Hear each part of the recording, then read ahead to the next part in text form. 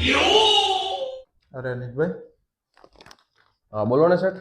આપણે 1000 માણસોનું જમવાનું બનાવવાનું છે તો કેટલી હળદર જોશે? 1000 માણસોને જમવાનું બનાવવાનું. તો હાલ્યો આ 5 કિલો દાળ ભાત બનાવવાના હે ને? હા. તો હાલ્યો આ બરોબર છે. આપણે 5 કિલોમાં તો તમારે ઘૂઘરા જેવા કરી દે બધા. લઈ જાઓ. અરે પટેલભાઈ, રામ રામ. આવો આવો, રામ રામ. હવે પટેલભાઈ, આપણે વરરાજાની પીઠી ચોરવાની છે, કેટલી હળદર જોશે? હાલ્યો આ 1 કિલો લઈ જાઓ. 1 કિલોમાં થઈ જાય? હવે 1 કિલોમાં વરરાજ હોય ને બાપાની પીઠી જોડાય. લઈ જાઓ. અરે શેઠ, બોલો ને ભગવાન.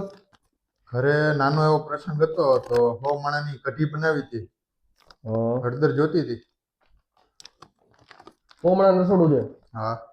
તો હાલ્યો આપણી આ 500 ગ્રામ. જોજો હો શેઠ, 100 માણા છે, ઘટશે નહીં ને?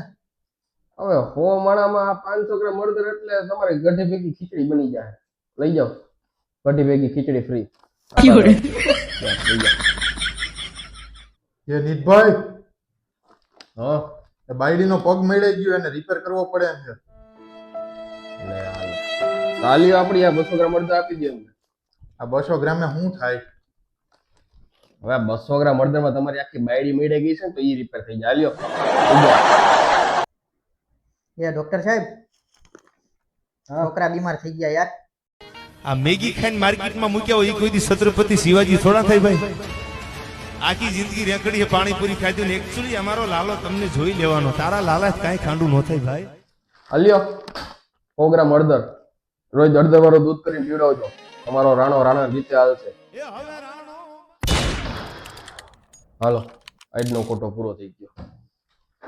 ઓ શેઠ, હજી જો ગળામાં જટાધારી 2 નાગ લટકે. લાઈ આ બે તો બાકી રહી ગયા વેચવાના.